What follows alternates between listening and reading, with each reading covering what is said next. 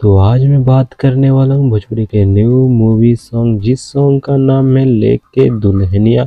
इस गाने जो पूरी तरह से कंफर्म जो है रिलीज डेट निकल कर आ चुका है। और ये गाना जो है 7 नंबरी बहु 10 नंबरी भोजपुरी मूवी में से होने वाला है।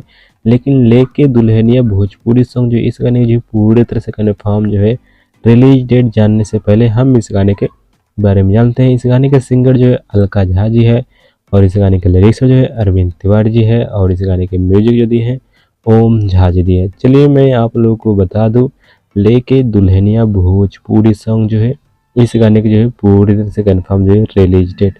लेके दुल्हनिया भोजपुरी सॉन्ग जो है इस गाने की जो है रिलीज किया जाएगा 20 मई को शाम में 7 बजे एंटरटेन रंगीला के यूट्यूब चैनल से, जो कि आप स्क्रीन में इस फोटो में भी देख सकते हैं। तो अगर कोई वीडियो अच्छा लगा तो वीडियो को लाइक कर दे, और चैनल पर नए हैं और चैनल को अभी तक सब्सक्राइब नहीं किए हैं तो चैनल सब्सक्राइब करके घंटा को भी ऑल पोस्ट कर ले ऐसे अपडेट्स के लिए। बाकी मैं मिलता हूँ फिर किसी और वीडियो में, तब तक के लिए बाय बाय।